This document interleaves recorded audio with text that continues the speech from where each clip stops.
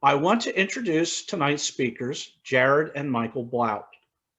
Jared and Michael are father and son team who have a passion for history.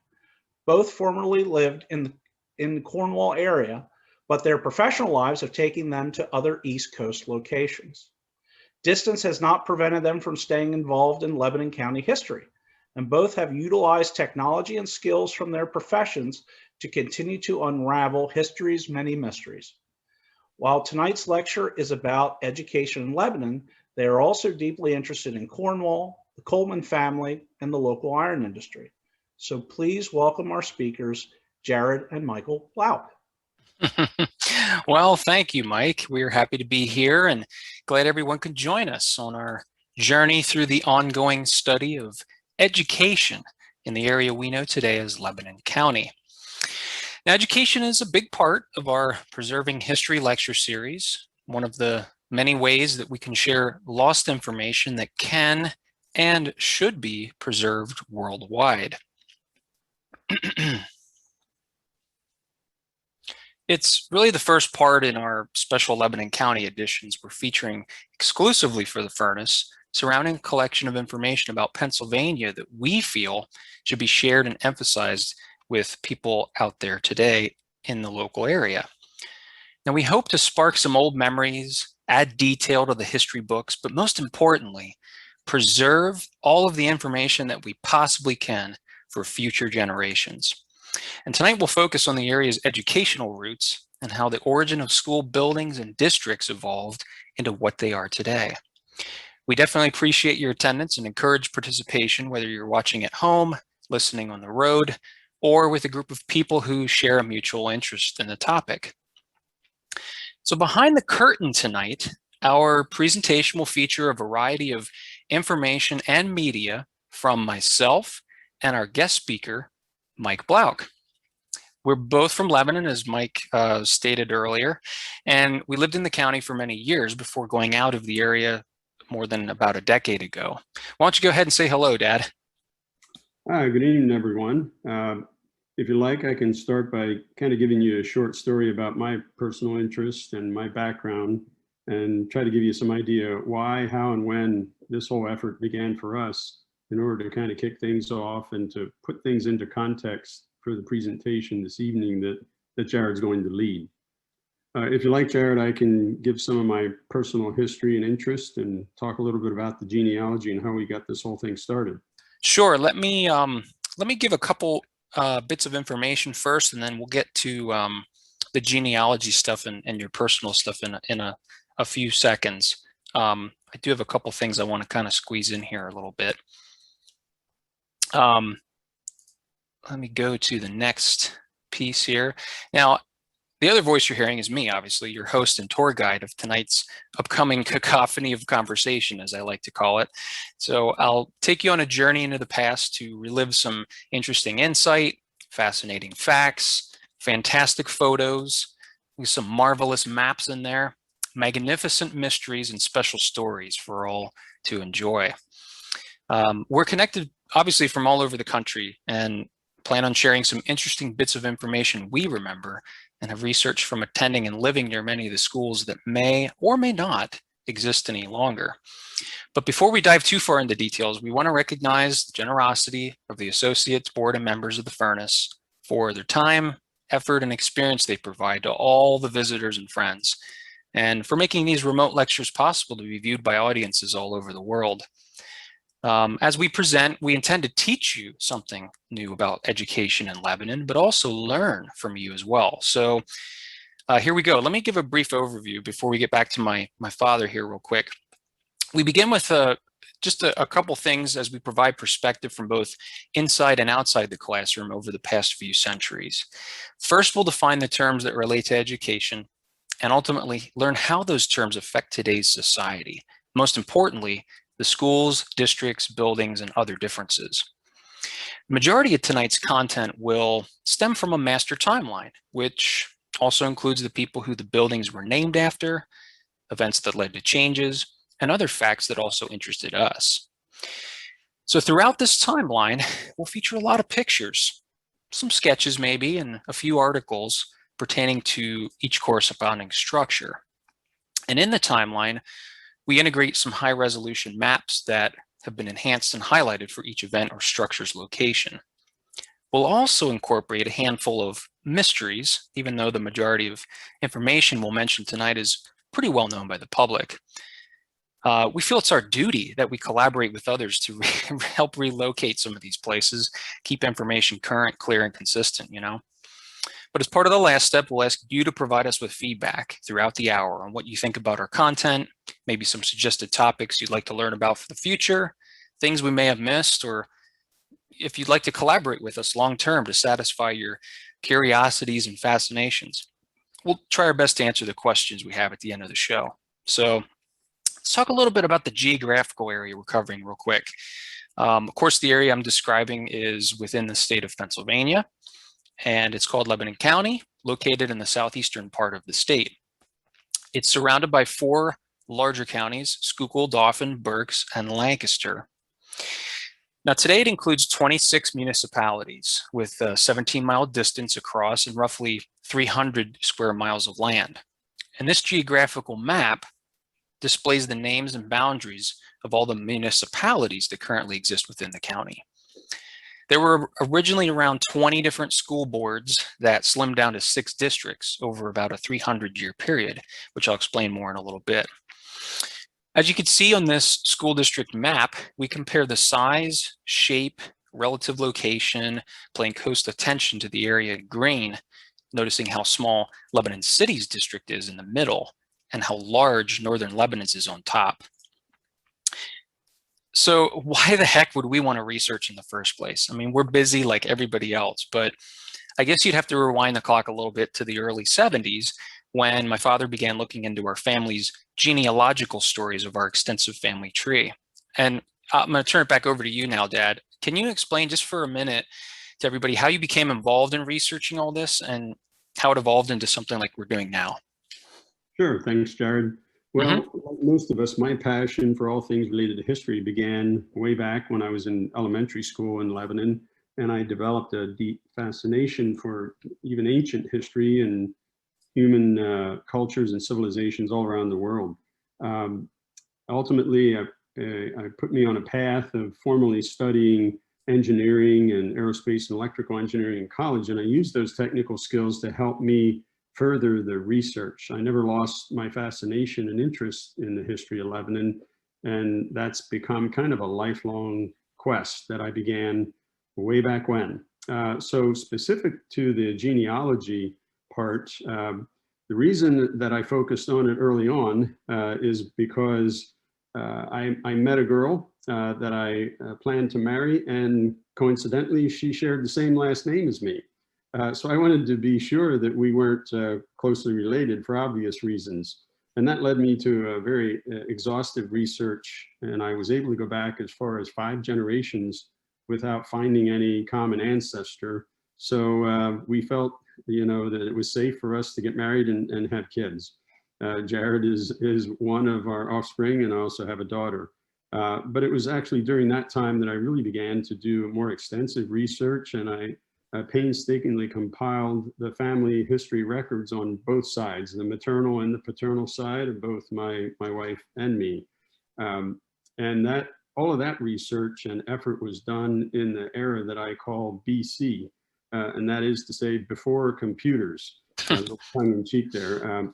But you know, I want to emphasize that it took a lot of manual effort and time, you know, trying to dig into that information. Soon after that, after I got married, that is in '75, I met Reverend Herbert Blouk and his wife Mildred, and they contacted me because they were seeking my personal family historical records. And they wanted to fulfill a lifelong dream they had of compiling a family genealogical book. So the issue was that they didn't know how to condense and compile all of that information into one book. As most people know who've done any kind of historical research, particularly with families, it's very difficult to diagram and compile that, particularly if you're talking about doing it over hundreds of years of time. So that monumental problem led me to develop what I think of as a breakthrough method and technology, I created an individual identification numbering scheme and a system that I called the Code of Numbers. It's a simple way of documenting each individual person based on the generation they were born in and the birth order within their own family. And what that enabled us to do, as you can see on the screen, every person has a number. In other words, the total numbers represent the number of generations that that person lived in, and the individual number in the cell was the birth order within their own family. So that methodology that I created helped us to compile and organize over 110 years worth of genealogical records that dated all the way back to November 3rd, 1750, when our ancestors, our forefathers, arrived in Philadelphia from Switzerland. And they, in fact, bought property from William Penn and his sons and became some of the early settlers in Lebanon County. So that began my fascination with my own family history, and even more so, the total history of Lebanon County. By the way, a copy of that book is kept in the Lebanon County Historical Society Library, and it's also in the United States Library of Congress archives. A second book was published a couple of years later, because we had some additions that we wanted to make. Interesting footnote is that Jared was one of the last individuals that was entered into the first book, because coincidentally, he was born exactly 230 years to the date after our ancestors arrived in America. Our family roots are 10 generations deep in Lebanon County. So, it was important to me to try to further explore and understand all of the generations that preceded me and my wife and our whole family. To bring us to the present time, AD, which I jokingly refer to as after digital, I was able to get on to Ancestry.com, and nowadays my ancestry records contain nearly 10,000 people in my current family tree, and that includes my second wife and the genealogical record of her extended family members. Altogether, our ancestry ties date us as far back to ancient royal families in Europe, Asia, and throughout the United Kingdom into the early medieval times. So that's kind of my background and the why and how we got started in this effort. And I'm thankful that for me, it's fortunate because I was able to pass the torch on to Jared, who has the same passion and interest as me. So without any further ado, I'll turn it back to you, Jared, to start digging into more of the details of the education over the last 300 years. That's great. Good summary. Good segue there. I like that.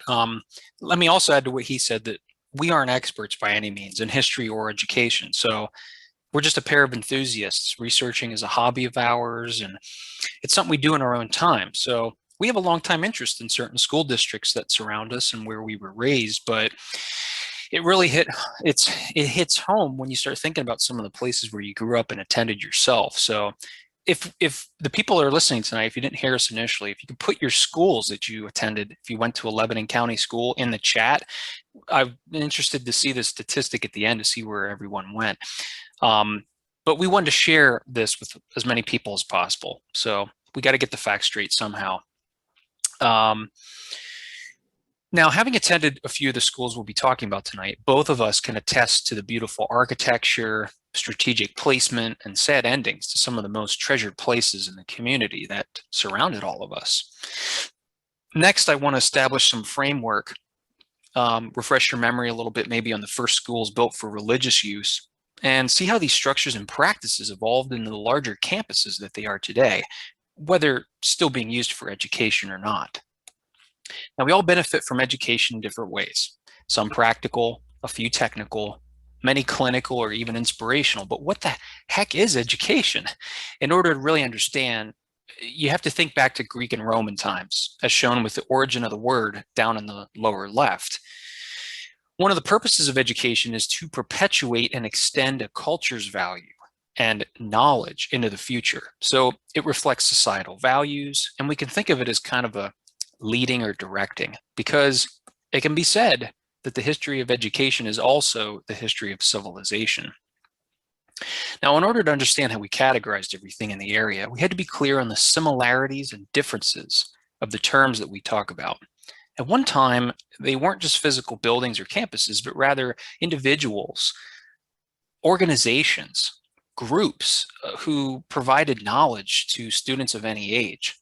A school used to refer to as a specific teacher, or a class maybe, just one gender perhaps, or a small group of numbered grade levels, in addition to the current standards that we think of today. So let's take a look at the types and quantity of structures we found in the area. We classify the buildings within Lebanon into 4 different categories because of simply how they were named. The first one is schools, which we typically think of as grade or technical or specialty, to which we found over 200. I'll repeat that. We found over 200 schools in Lebanon County. The next one was private academies, usually expensive, more specialized in their curriculum, approximately 8 of those.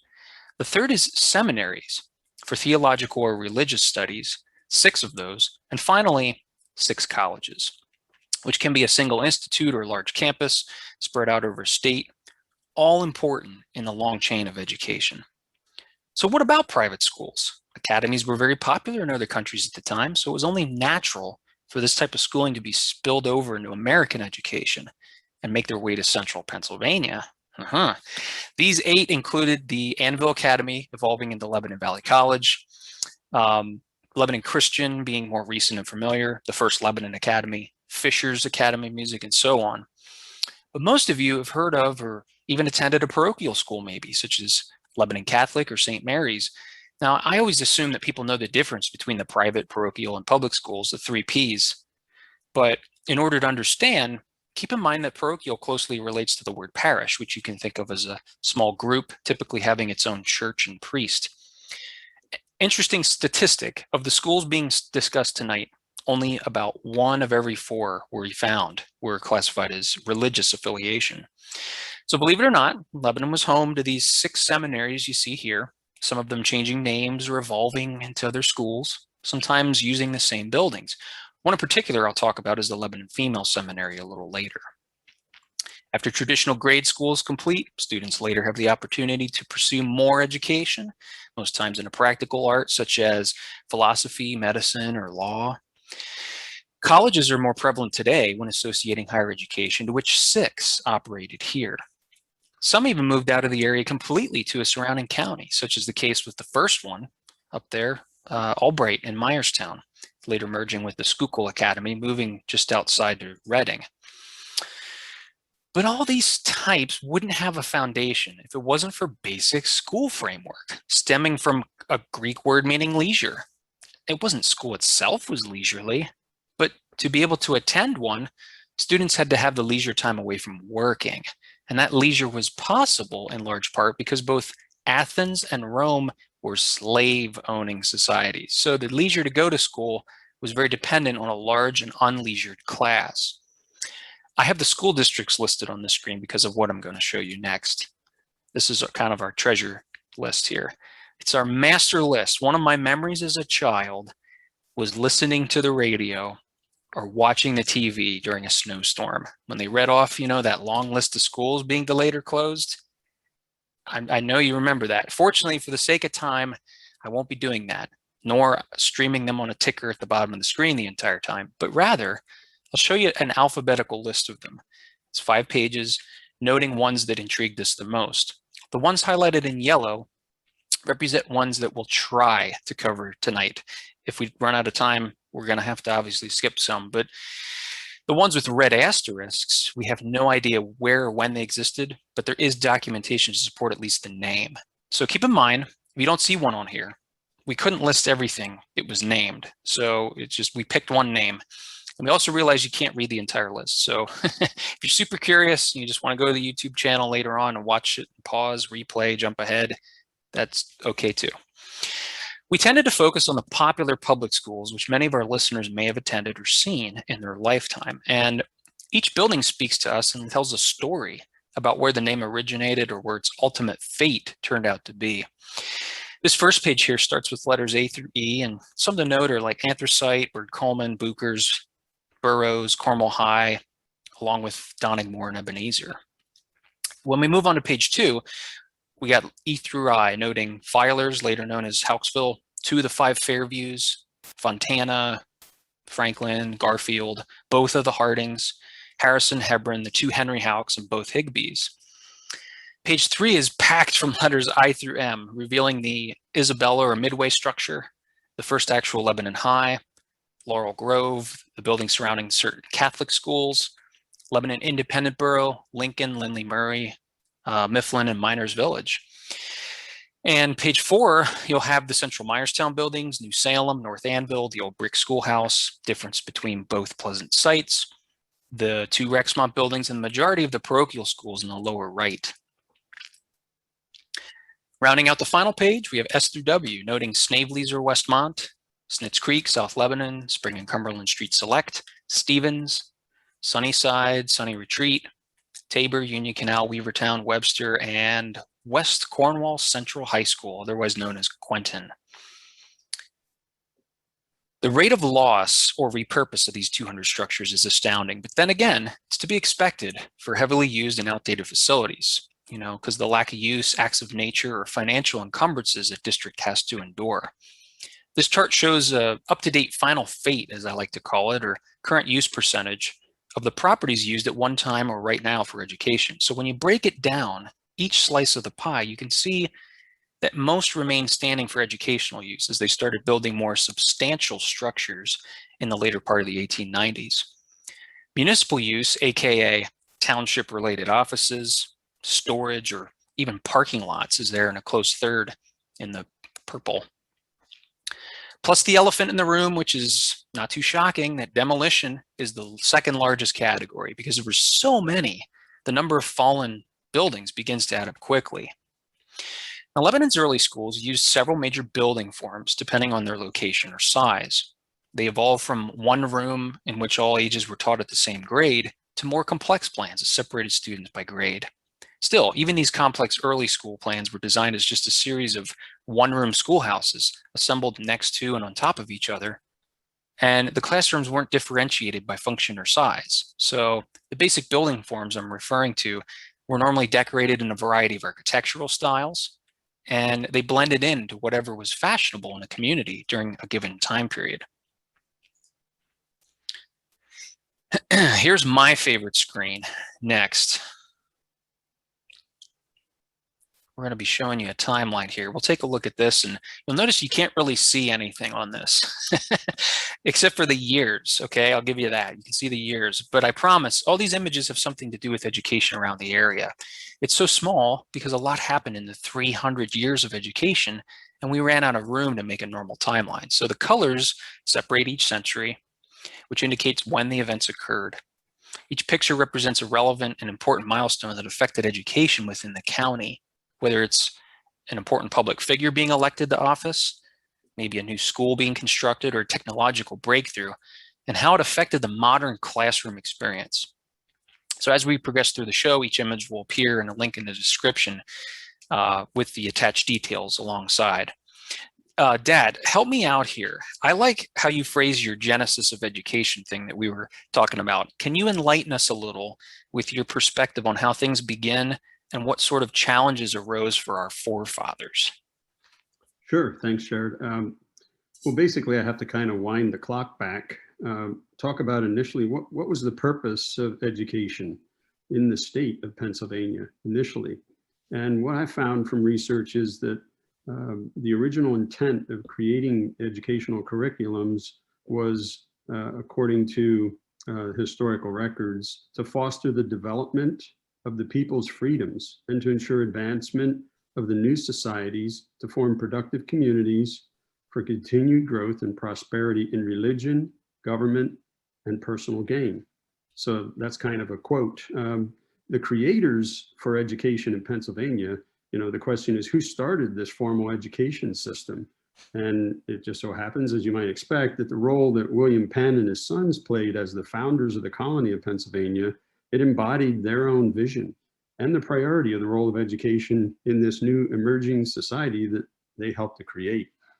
William Penn seemed to have well known that a sound education was indispensable among all classes of people to secure, enjoy, and perpetuate the blessings of civil and religious liberty. That is a kind of a quote from the book, History of Counties of Berks and Lebanon by I. Daniel Rook. So the system of education and the schooling was introduced to Lebanon County by some select groups of people. And largely in the very beginning, it was German Lutherans and some other religious groups who organized some of the first, what I'll call parochial schools and academies, as Jared alluded to earlier.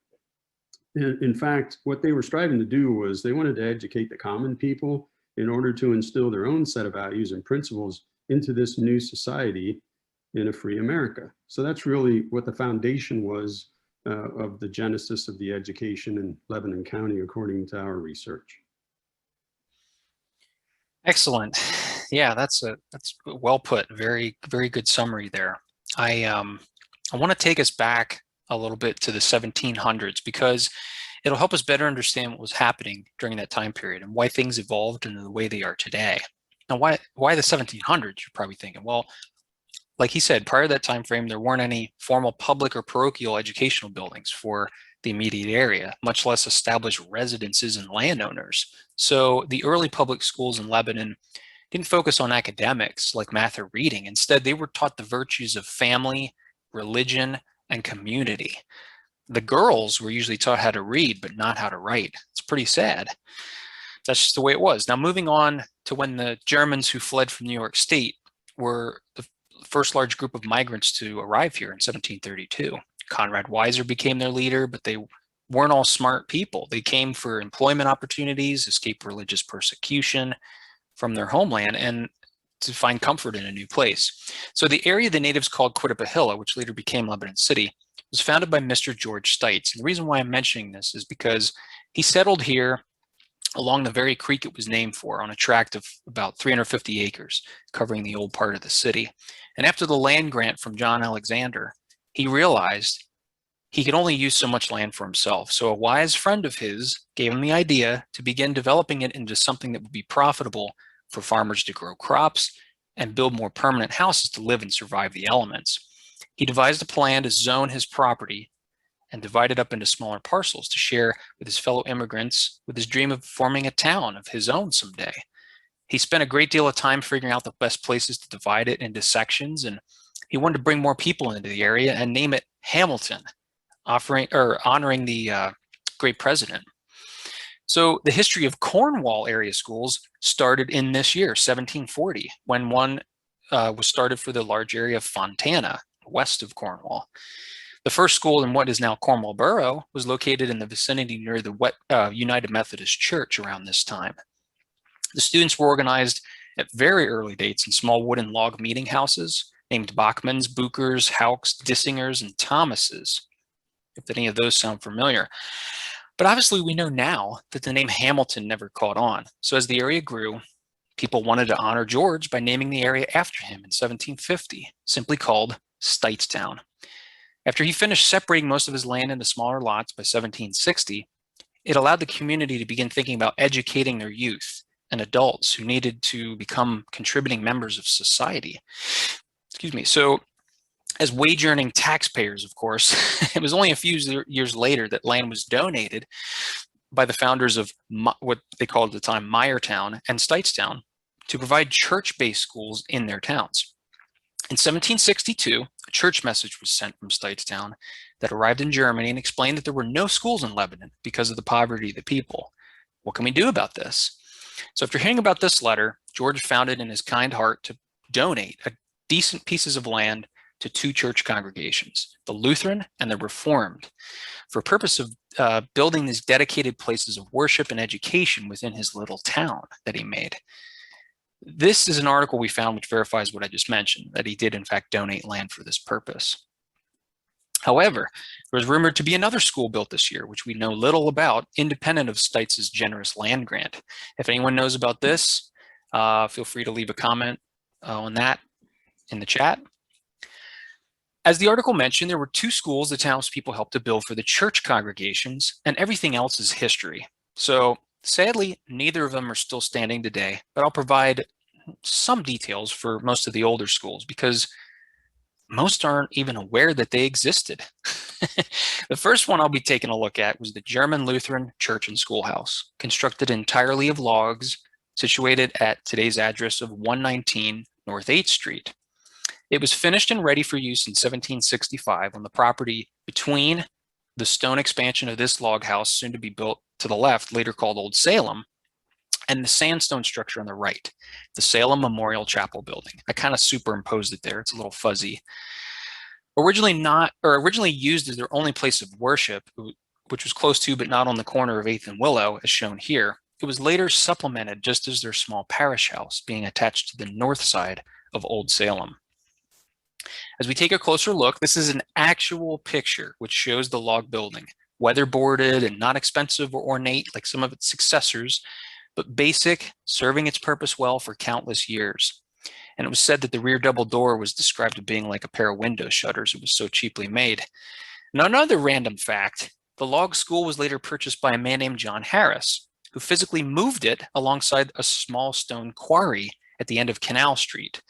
He modified it to serve as his own home, and that's really the only picture we have of the building I just showed you. So there is a 3D model in the Historical Society building, which can be seen here. If you get a chance, go ahead and check it out sometime. It's pretty neat.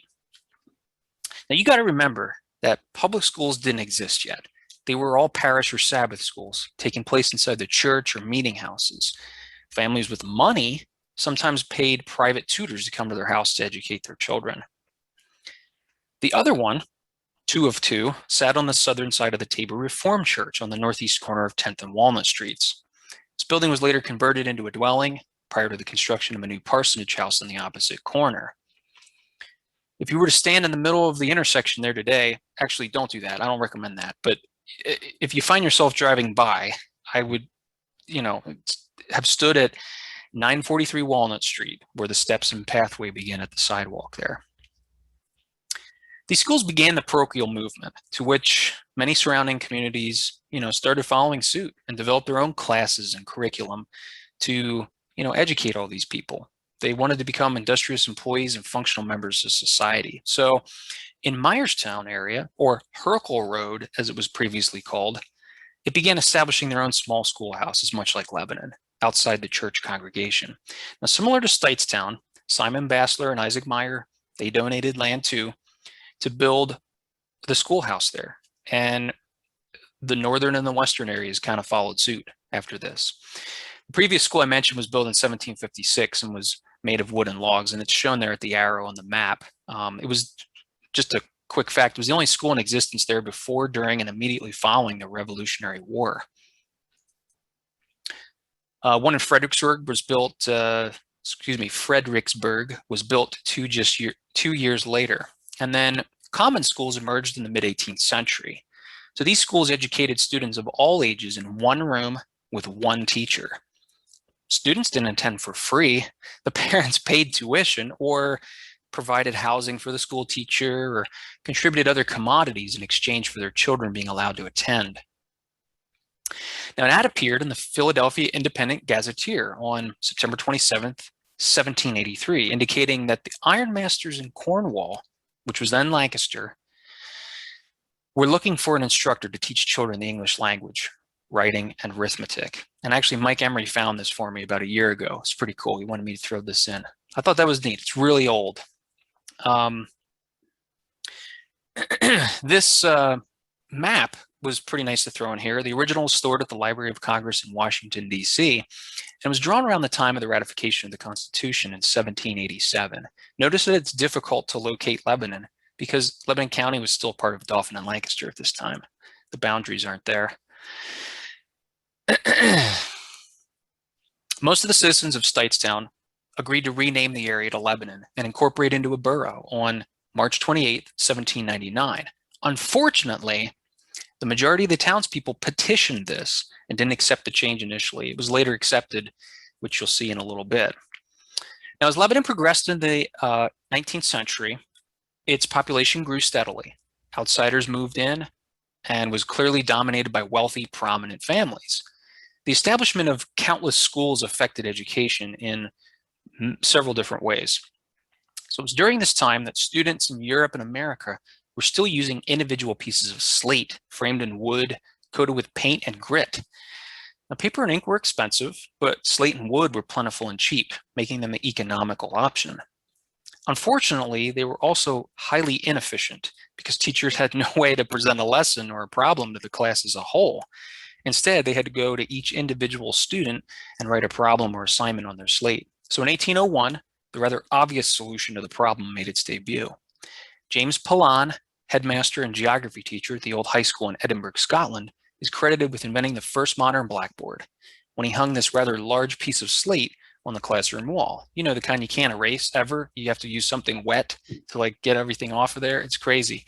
But in America, the first use of a wall-mounted blackboard occurred at the West Point Academy in the classroom of instructor George Barron. This revolutionized the way that teachers could broadcast their lessons and assignments to the class as a whole. Now, America's fast-growing railroad system assured that by the middle of the 19th century, almost every classroom in Lebanon County had a blackboard, mostly using slate shipped from quarries in the northeastern states. And after a few years later, the schoolhouse was built in Newmanstown. The Anvil school system was established in a north and south split configuration during 1804, along with their first school built on the southwest corner of Queen and White Oak Streets, next to the Old Jerusalem Church you see here in the picture. Newmanstown added another school building a year before 1810, began as a single story, added to later.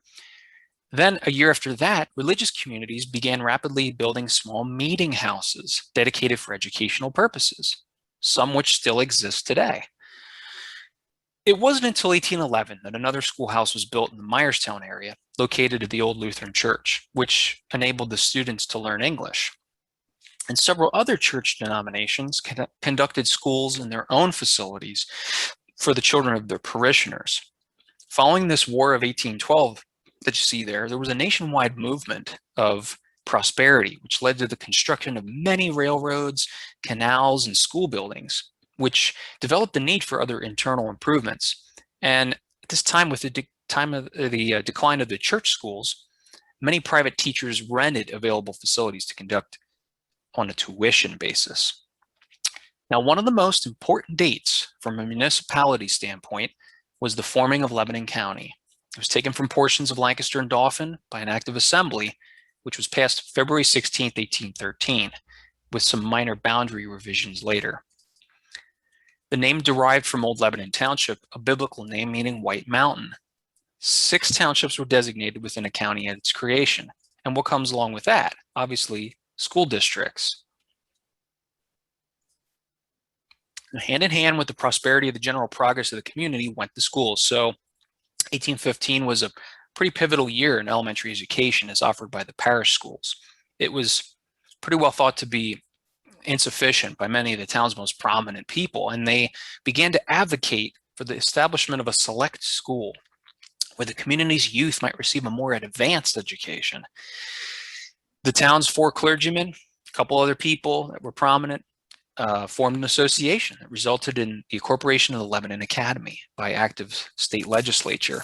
Here's another really cool map, by the way, I threw in here of Thomas Smith. He drew this with, this is like said to be one of the first maps drawn after the county was formed. It's pretty neat. It's color. So 4 years later, there was a private school named Humberger and Bunker Hill near Jonestown, which was built in the year 1820. But it was this year that the 3rd school opened in the northeast corner of Main and Cherry Streets in Myerstown. And at a short time after it opened, the first schoolmaster was angry after being punished by the superintendent and deliberately set the building on fire, completely burning it to the ground. So an octagonal-shaped brick structure replaced it on the same site. And replacing these 3 early schools were a group of 8 brick and limestone schoolhouses. North of Main on Railroad Street stood the old Texas Schoolhouse, later used as the band hall. On Race Street and West Main Street stood another one of these buildings, which was demolished in 1966. At the southwest corner of Locust and Carpenter was another formerly known as Bowman's. Coral's was located at the east side of College Street between Main and Carpenter. The next school that was built was brick. I think it was located on Muth Street down south between Cherry and Railroad. And then Waterloo School, the old limestone building, is at the north west corner of Broad and Mill Streets. The last one and was on Broad Street between Main and Mill. So as you can see, they're pretty decently spaced out. Remember how the citizens petitioned the incorporation of Lebanon as a borough? Well, this could only last so long. So an agreement was formalized and finally agreed to honor the decision, making February 20th, 1821, after the center of the county grew so much that it was officially chartered and recognized as a small borough. So consumer photography started to make their way in the next 20 years. They developed limelight with electric arm lamps used as a component for the first opaque overhead projectors, which sound familiar. They used to use them in countless classrooms. Throughout the county in 1823, there was one teacher for each schoolhouse. They were paid about $25 a month, and the term lasted 5 months with paid summer school for those willing and able to attend. There were only 5 English-speaking families in Stites at the time of the city's first private school was founded. And the position was offered to a clergyman from Harrisburg who came in and taught at this school, a 2-story colonial-style structure with these Greek revival elements. It stood about 40 by 50 feet, had a large bell, central cupola, faced 10th Street. Had a little hand water pump down at the right there, in case you wanted a drink or wanted to put out any fires. So after countless teachers changing hands over the next decade, Professor John Henry Klug, remember that name, Klug, K-L-U-G-E, he helped patronize the school after he had established his own Spring and Cumberland Street Select School for boys prior to this. He was later asked to serve as the principal of the Academy, which class is shown here. And the subjects were offered as kind of like elective courses were today. It's a la carte, you know, $2 to $5 per quarter, I think they cost. He was said to have been the most popular teacher there. But the transportation and movement of goods became really critical across the state. So they built that Union Canal all over the state using the waterways. This defined the southern border for North Lebanon's independent borough, to which George Dawson Coleman later developed his own school district, Institute Hall, and schoolhouses. And there's the Union Canal you can visit in West Lebanon. The Anthracite Primary School, very close to the Iron Furnace, that opened in 1830, midway up the hillside on a flat ridge just off Rexmont Road near Cornwall. It contained only one room divided into a tier of seats. The advanced teacher had charge of 2 of these student groups, and the primary usually had 1.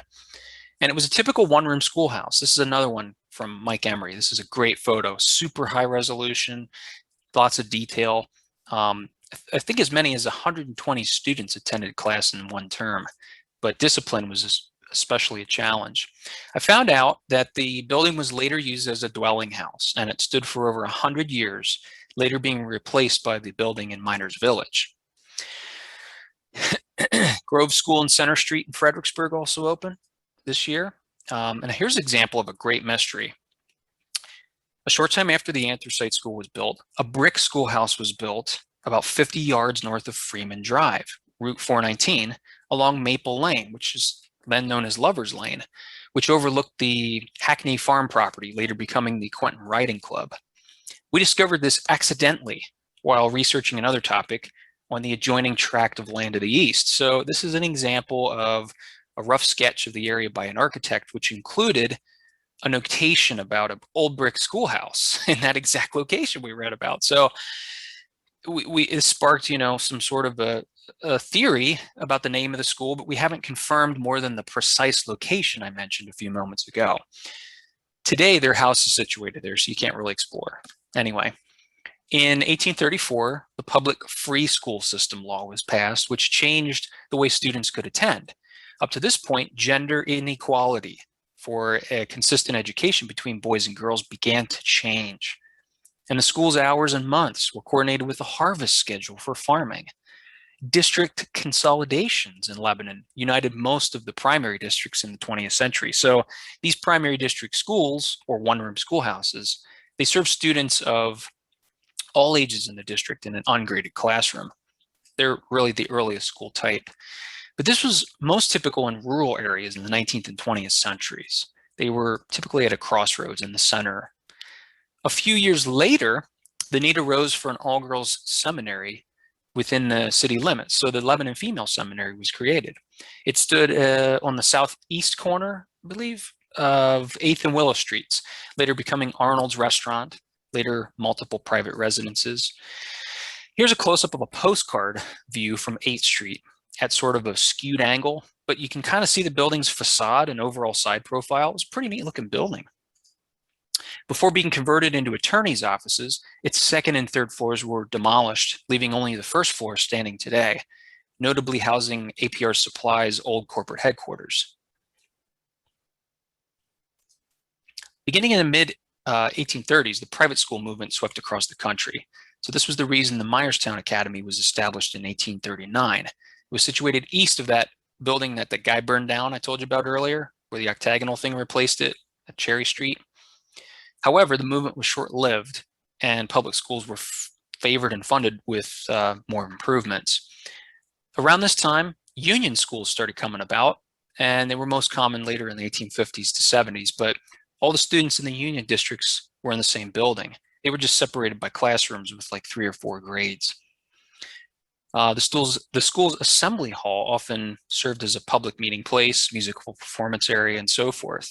Now, this is a cool drawing from the 1840. It's showing Salem Lutheran's Church bell tower to the left, Tabor Reformed spire in the middle, and Lebanon Academy cupola to the right. The Union Ford School opened in Lickdale the same year.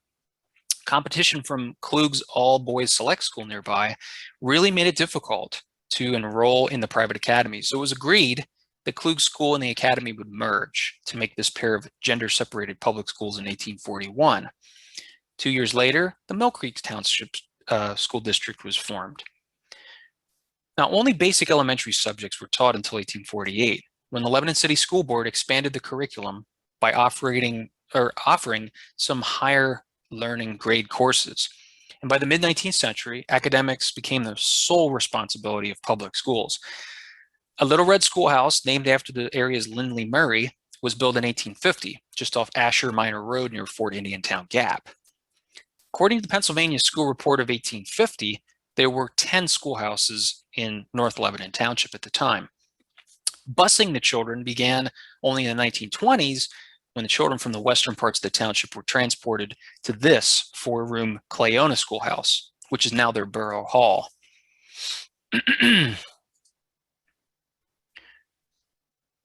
After the Fredericksburg Public School opened on West Main Street in northern Lebanon just a year prior, the Lebanon Academy was also leased to the Board of Public Schools at this time, and they have a whole bunch of textbooks that they were throwing at these kids with all these different new subjects. I have a couple up here as examples.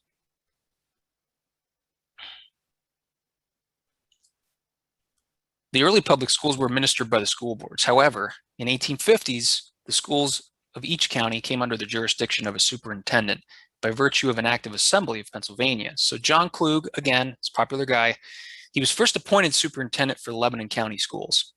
And that same act also provided that in every district was taught certain core subjects as the board of directors or controllers required.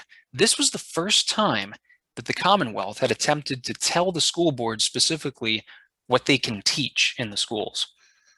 So in 1856, something else came about, and some folks in their 60s or older might remember the Mifflin School, a 2-story 4-room brick colonial, which opened in 1856. It was located in the 700 block of Guilford Street, Lebanon City, shown with a red star, roughly halfway between 7th and Spruce, where Liberty Street now intersects. Now, the building had a quaint facade, recognized by its front bell tower and attractive interior, with hand-colored paintings and other unique decorations hanging throughout the rooms. It served grades 1 through 4 and had an average of 110 students in any given year. This is a really neat view from the factory behind it, and was also one of the first schools that owned a Balopticon, which was projecting pictures on a screen, like an overhead. It was a visual aid for art education, and it was sold and demonstrated by Luther Harpel, Lebanon's first and foremost photojournalist. It was one of the oldest and longest running public schools in the district, and was named appropriately at the time for Pennsylvania's first governor, the Honorable Thomas Mifflin. It stood over 100 years near the canal, adjacent to the Lebanon Stove Works, Herman and Occam Industrial Works, Miller and Organ Factory, just in front of the Keystone Macaroni Company, later changed to San Giorgio Pasta.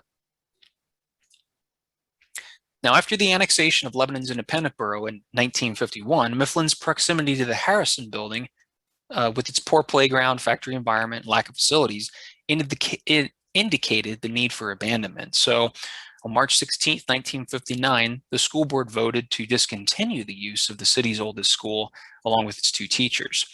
And here's the only close-up I've ever seen of the building's entrance before the turn of the century. And it was renamed to Mifflin Elementary in the early 1950s when they began converting the smaller primary district schoolhouses into union schools. Unfortunately, the second floor was ordered closed on February 4th, 1959 because of the renovations required, and they canceled them. So after the final class graduated that year, the district posted it for sale. 2 of the grades were dispersed to other schools at the time. Now, this picture was taken after it was abandoned, with the winning bid, went off February 23rd, and it was the first sale of the structure. After the disastrous fire behind the school with San Giorgio's plan on October 5th, 1960, they ended up purchasing the school and land, later demolished it and used it for their new facility. If you were to visit the site today, you'd be looking about where that red star is in the parking lot next to the offices of the current APR Supply headquarters, roughly next to the big tree close to the entrance. That building replaced one destroyed in a 1960 fire. So ward schools started making their debut around this time. I'm not going to get into that too much. 1860, Eby's Corner, which was called Independence, was given the name Bismarck at the time. And the first schoolhouse opened in Palmyra in 1860. Now, public schooling in Lebanon wasn't widespread until the Reconstruction era. So high schools flourished in the late 19th to 20th centuries as a society acknowledged that higher education wasn't just a luxury, but a goal for a lot of the children that were in the city. The Anvil Academy started offering classes in 1866. Klug's Second Select School for Boys was located on the northeastern corner of 10th and Walton Streets in Lebanon City, between Cumberland and Chestnut. Not many people know that. What we do know is it was used originally by the Old Methodist Church congregation, as shown here. You can see that it was situated between 10th Street on the left, the main central thoroughfare Cumberland at the top, and Walnut Alley to the bottom, which was later renamed to Walton. Professor John Klug, again, he was a popular guy. He purchased the building in 1867 and moved that from that smaller building to this one. Here it served as Klug's new select school, becoming the first boys' Lebanon High for 12 years before closing in 1880. Then when they consolidated, they went back to the Academy at 10th and Willow. So it was sold to J.C. Hauer and Sons, commercial business. They used it as a tobacco warehouse for about 20 years or so. And then it sold again at public auction September 19th, 1902. So it changed hands a lot.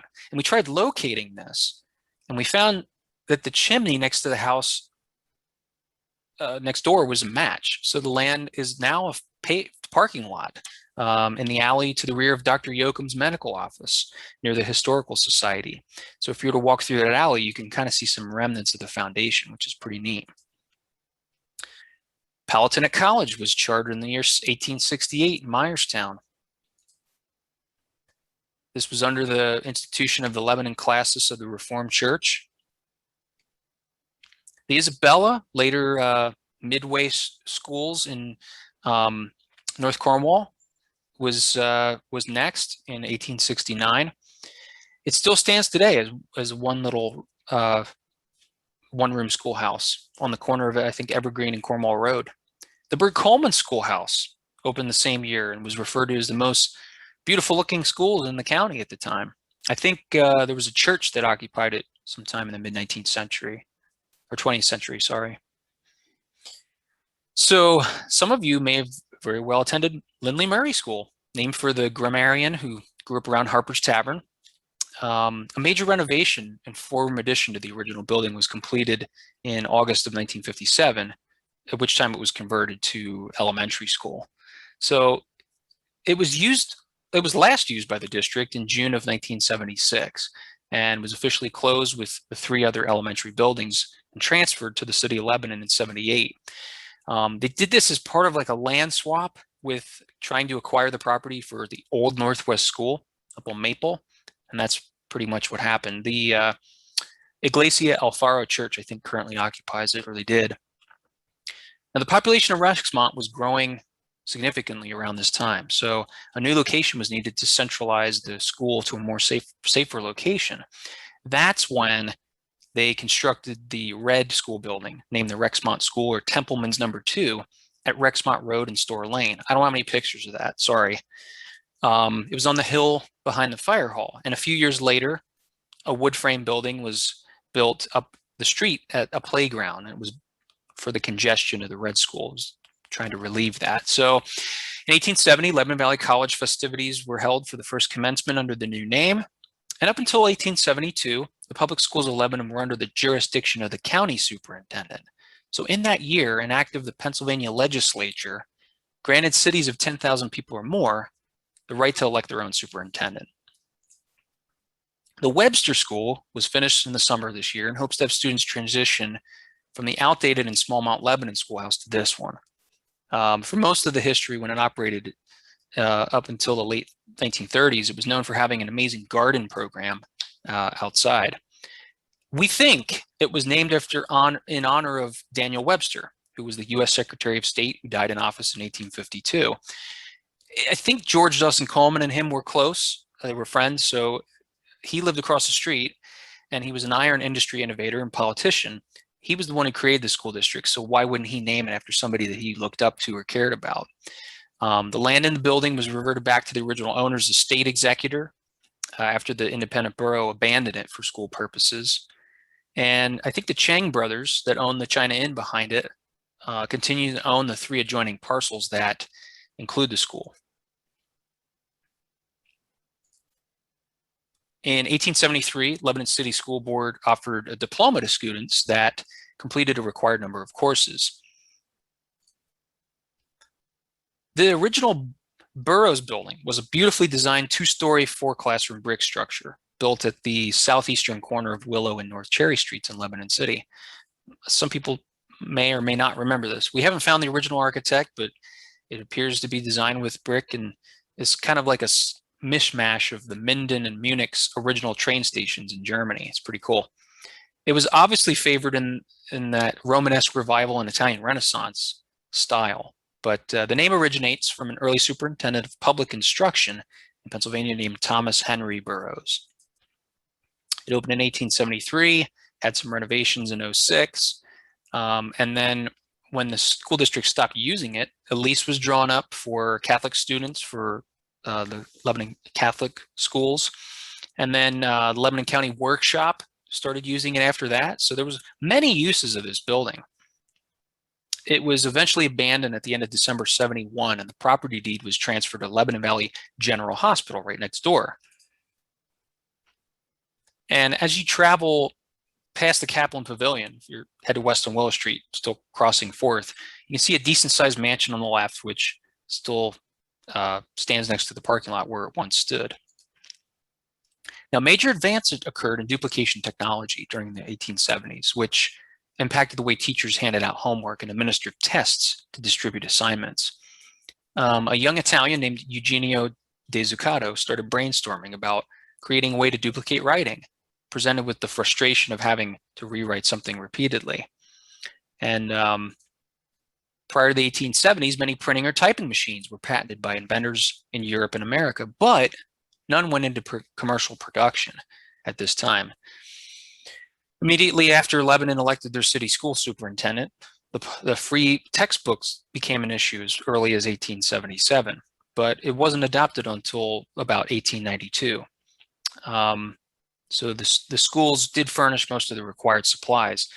And Thomas Edison received a patent for his electric pen, later used in overhead transparency type of a deal.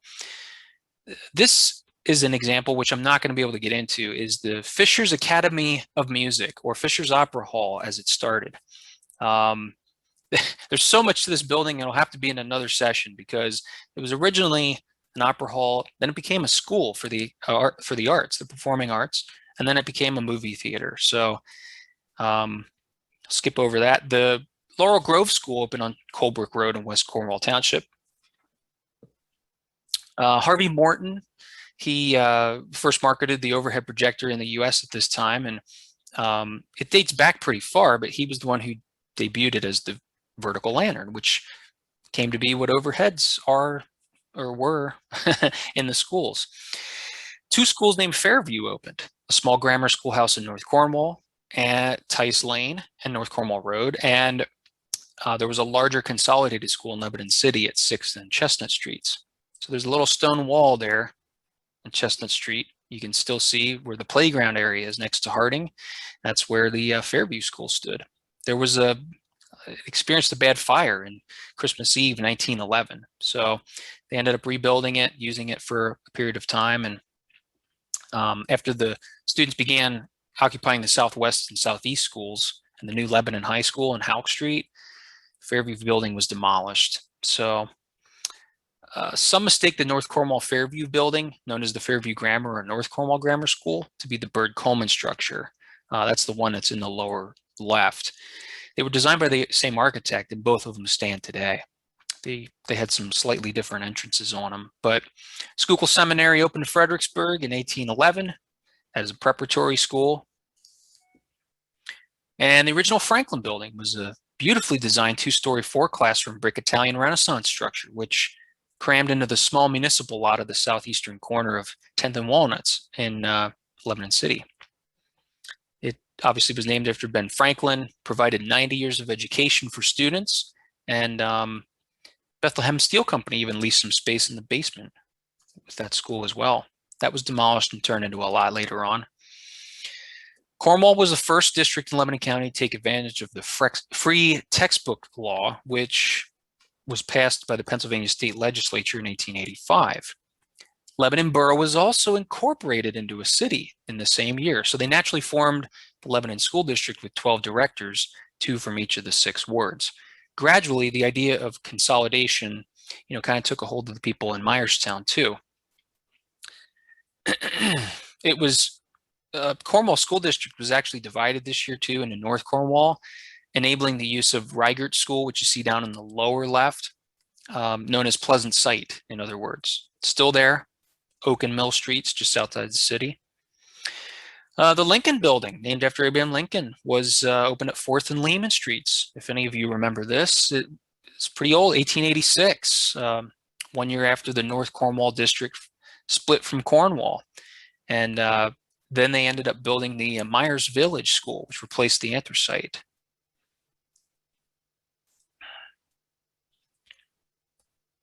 Skip over that here. I'm going to jump ahead a little bit to the big 3, I call them. 1890 was a huge year for Lebanon as far as education. West Lebanon was formed from North Lebanon. Things also began to grow rapidly in the city, and they wanted to unite both boys and girls in one building at the newly constructed high school on Willow and Partridge Streets in Lebanon City. This was after the Academy was torn down to make way for new construction. Mostly the old building materials were used and the existing foundation to construct the new Stevens Building, along with the new high school that faced Willow Street. Now in 1888, the Lebanon City School Board felt the need for a separate high school building, so they planned this all out. And it was originally designed with 4 rooms. It was on the site of the Academy building. It was named after Warren G. Harding, the president, afterwards. And each gender were to attend class together, but during an assembly period or study hall, they were to be separated by a glass partition, much like we see with COVID right now. So the Academy building was also torn down and reconstructed in its existing location to match the new high school and was named the Stevens Building that you see there. Due to overcrowded conditions, they had to expand it, which you see a little expansion in the back there. And after the current Harding Elementary, then the senior high school was built. This one was converted to a junior high called the Harding Building. In 1933, it was May 13th, they had a devastating fire which started in the annex of that school and basically burned it to a crisp. So they were still feeling the effects of the depression around that time, 1933, and they had to double up with the Harding Elementary for both junior and senior classes. So it lasted for about a 5-year period, and the students and their teachers were, like 1,200 senior high and 700 junior high students were affected by this. Now, for about the 3-year period, they worked to gain support of the community. Taxes weren't high enough. They couldn't find a suitable land tract with all this stuff. So the southern wards wanted the Fairview ground tract. The northern wards wanted the Weimar Machine Works. So they eventually figured it out. And then they built the Stevens Building right next to it. And that was just a huge, face to the whole thing that faced 10th Street. It was, like I said before, built on the foundation of the old Academy, and it was named in honor of Thaddeus Stevens, a member of the U.S. House of Representatives. He was a big advocate for education. He lived in Gettysburg and Lancaster. He practiced law there, and he eventually, his estate was donated to the orphanage, which was founded to found the Thaddeus Stevens College of Technology in Lancaster.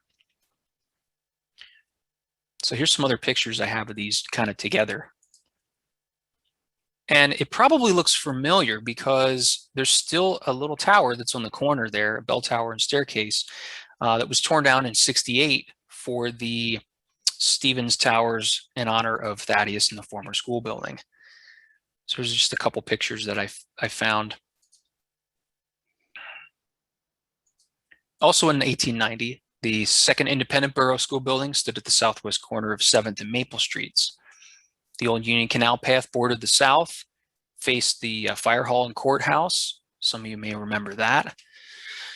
It was designed, all three of them were designed by Harvey Thomas Hauer, and all of them opened in 1890.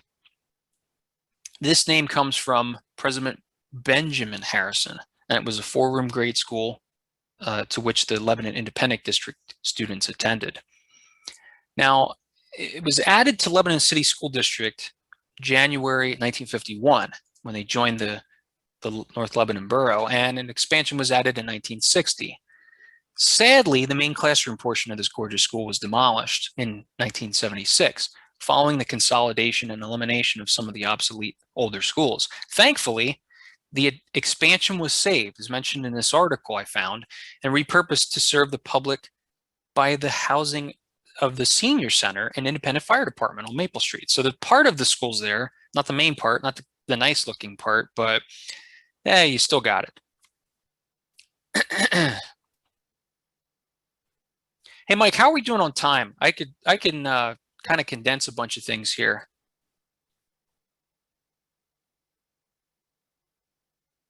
Sorry about that, Jared. I just had everything muted. Right now, we're at about an hour and 10 minutes. So okay, we got to condense if you can. Yeah, what I'll probably do is I'll just work my way up maybe to the 1900s, and then just kind of do a recap, and then we'll close them out. Okay. Okay, sounds great. Yeah, we can always do the 1900s on later. That's fine. That sounds great. Okay. That's a good All right. deal. Yeah. So in 1891, there were almost 1,900 students enrolled within Lebanon City. So in order to meet the demands of increasing enrollments and overcrowding, they had to build 3 new central schools with each respective area over the next few years, like Higbee, Garfield, and Washington, as you see on the map. So a typical year of school ran from the first Monday of September and continued for about 9 months. Everyone walked to school, but they didn't necessarily attend the closest one. So, Dad, real quick, tell them about your situation when you were a kid, about your sisters attending different schools, if you're still there. Yes, let me unmute. Okay. Yeah, just a little tidbit of information. Within my own family, I have 2 siblings, an older and a younger sister. And although we lived in the same household on the north side of Lebanon, in the vicinity of 8th and Lehman Street, each of us attended different elementary, junior high, and high schools. My older sister went to schools only in the north side of town. My younger sister attended schools on the south side of town. And I attended schools on both the north and the south side. The reason it happened that way is because we lived on a border for the city wards and the school districts, which sometimes those lines change depending on what side of the street you lived on. But it was very unusual, especially when I went to attend fifth grade in Lindley Murray, because I attended grades 1 through 4 there.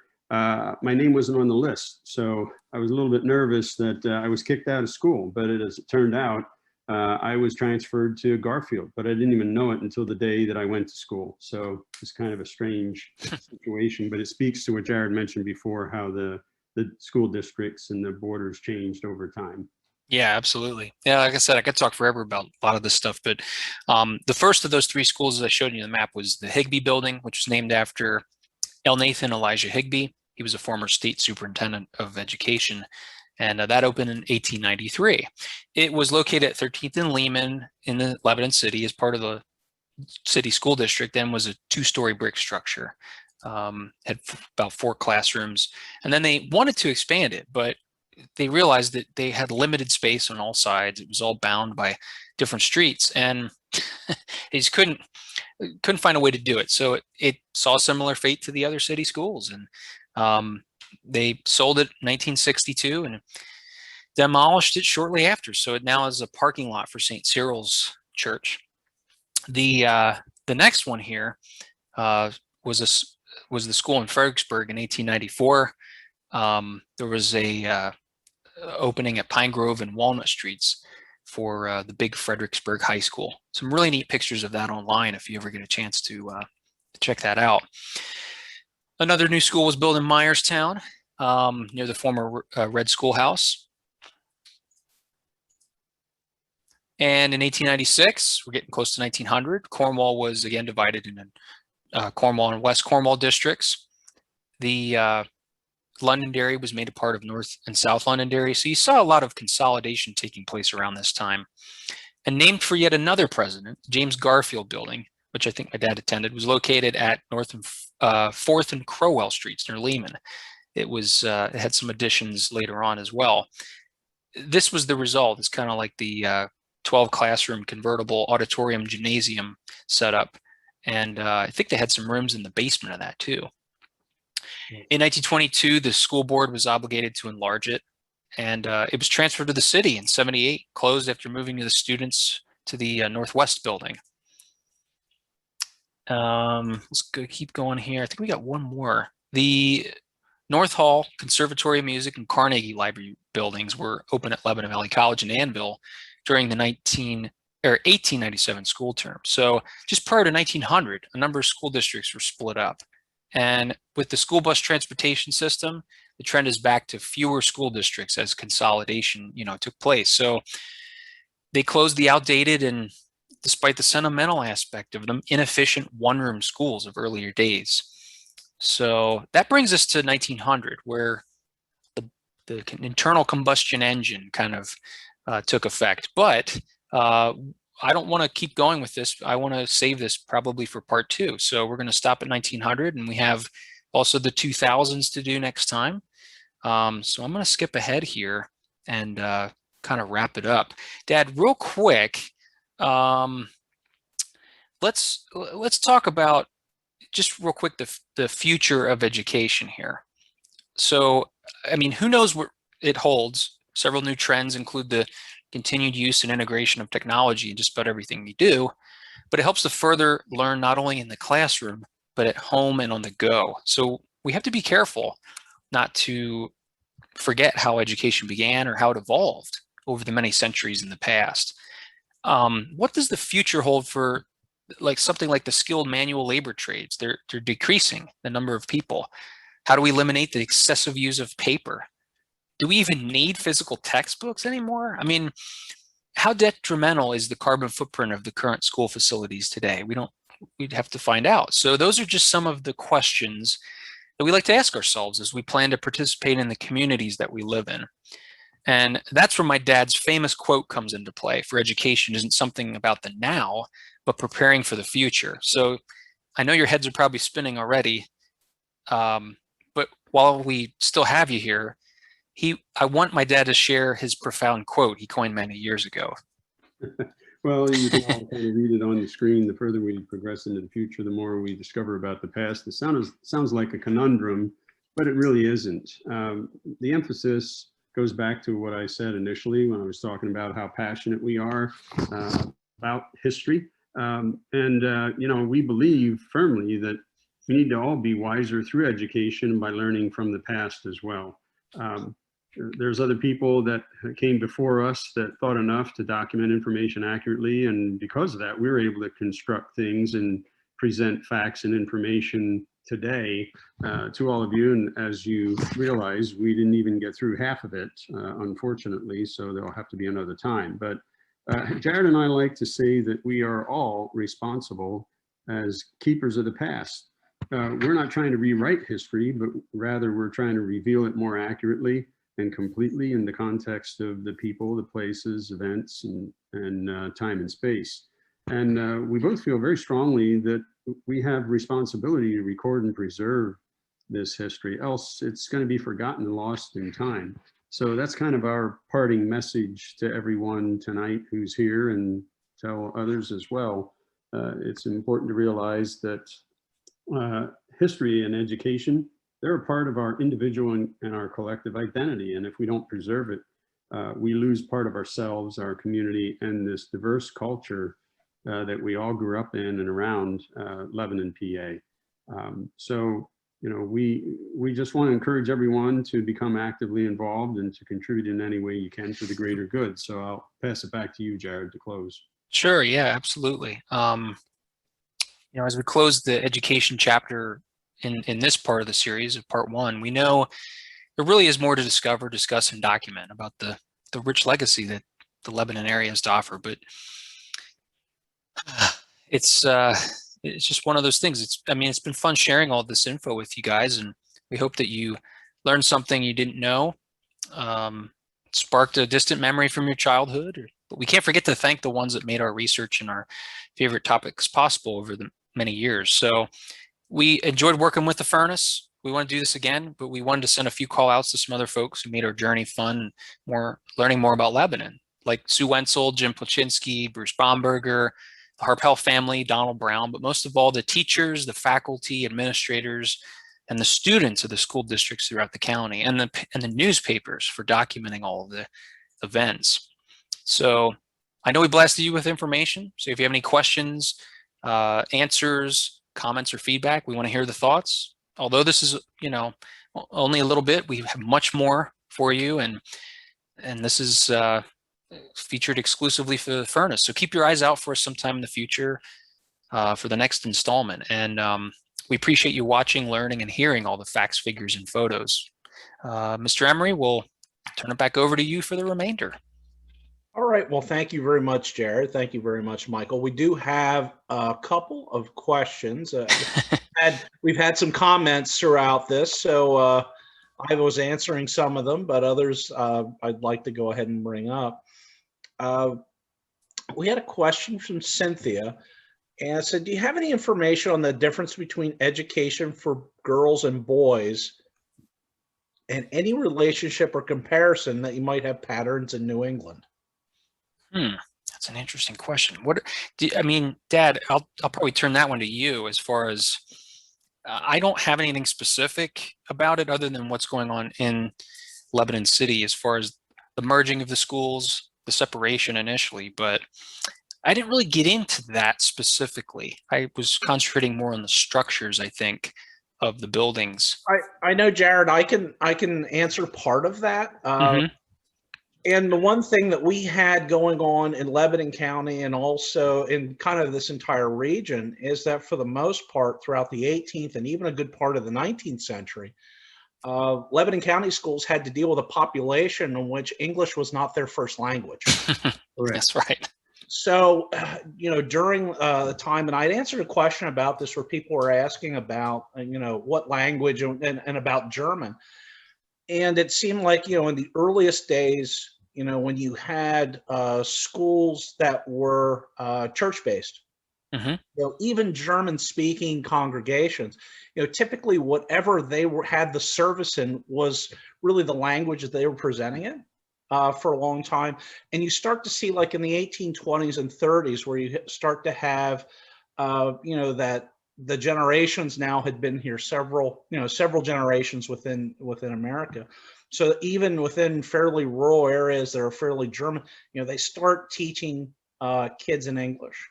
I noticed that with the Lebanon Academy and I think the Anthracite School and things as well, in the different areas, they had dual options maybe, and certain teachers that could speak English better than others. I read that as well. They would offer that. I think around that time period, a lot of the private instructors that would rent some of these parochial schools started thinking, English is going to be the way everything's going. So let's just start offering it before they mandate it, maybe. Does that make sense? And I also think that by that time, there was enough interaction that people saw that, this is clearly the way things are going to go.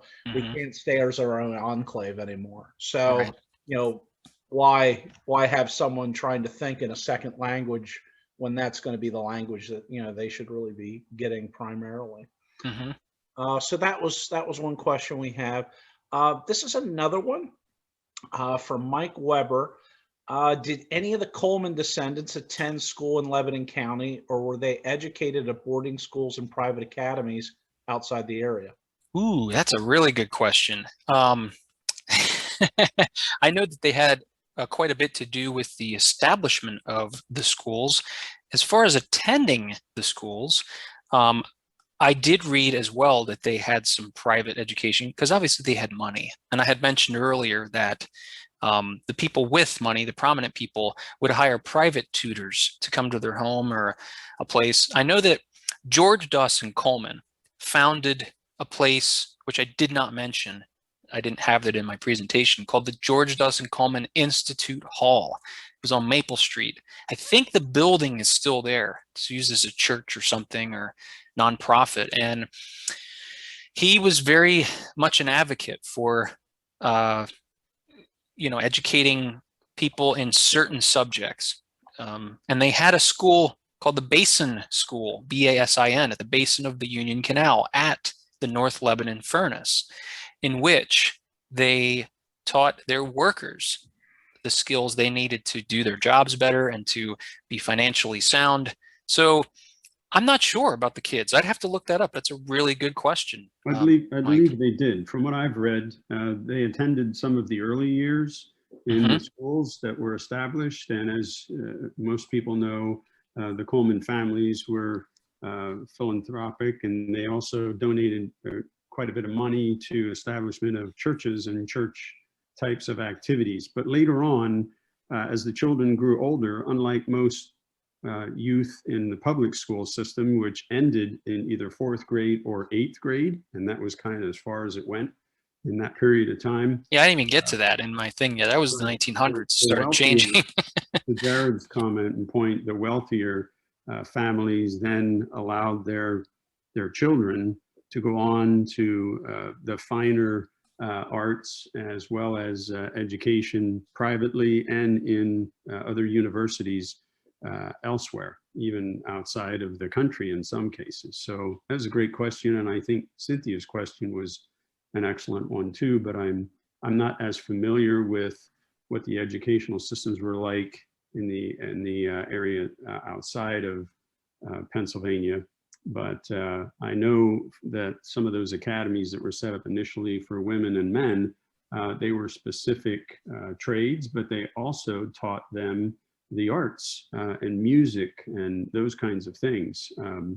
So it wasn't just the reading, writing, arithmetic, which was typical of how the early grammar schools were constructed. But I can also say that talking to my forefathers, my grandparents and great-grandparents, what they learned was pretty incredible, even though they didn't go to school that many years. And I always admired the intellect that they were able to develop as a result of that modest type of education they received. I think up to 1895, they only went to school 8 years. Is that, am I correct at that, roughly? Yeah, around that time? So. Yeah. but they learned how to use weights and measures and do trades. And Mhm. so in order for that skill set, you needed to understand very well how to, do measurements and some pretty complex types of calculations and things that oftentimes they did in their head, which was pretty impressive Yeah. back in that time frame. I'll tell you what, when we come back for the rest of the remainder, I'll try to look into that and see if I can incorporate that, starting with the 1900s for Mike Weber there. Yeah, I would also say, as far as looking at female education, of course, the borders do not define where people went and got their education. Just over the line, you had the Lidditz Girls School. And I know that I've seen several Lebanon County girls in their early records that are there. And, one of the things that they're learning at that girls' school, something that survives a lot to this day, is needlepoint. So you find these really great, in earlier schools, samplers, and then later schools, you have these wonderful needlepoints that are being done at the Lidditz Moravian Girls School that's there. So, if it didn't exist in the boundaries of Lebanon County, families were sending their children, wherever they thought the best education was located.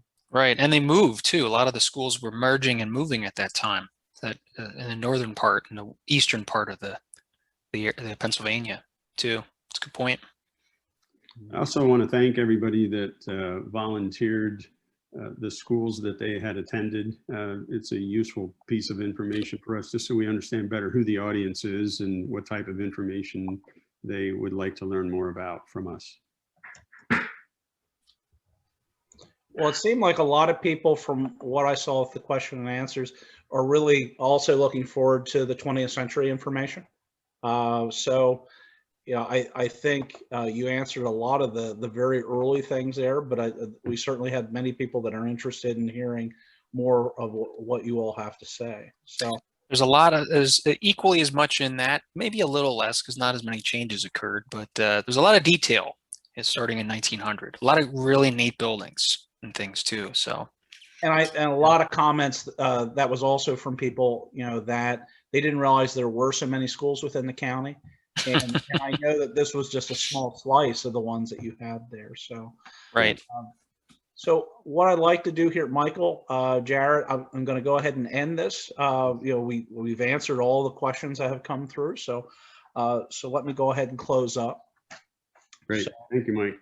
All right. So thank you very much for everyone for joining this lecture. I especially, of course, want to thank Jared and Michael Blouch for their presentation, and for Kathy Donaldson for helping to organize our virtual talk this evening. Also would like to thank the Friends of the Cornwall Iron Furnace who sponsored this program. If you or your business would like to sponsor a future lecture, please contact the site for further information. And of course, donations are always gladly accepted. So please join us for our next lecture on Tuesday, August 10th, which will be about Pennsylvania barns, and will be given by Patrick Donmoyer, who's been a popular speaker for us in the past and given us some presentations. So just also a reminder that the museum is now open on Fridays, Saturdays, and also Sundays. So it's best to call ahead to the museum if you'd like to have a tour. Certainly, we'd love to have everyone back. If you haven't seen us for a while, come back and see us. We'd love to talk to you more about the history of our site, but also, about the history of things in Lebanon County, like the schools. So please check out our website for details and tour information. And everyone, please stay safe and good night. And thank you for attending.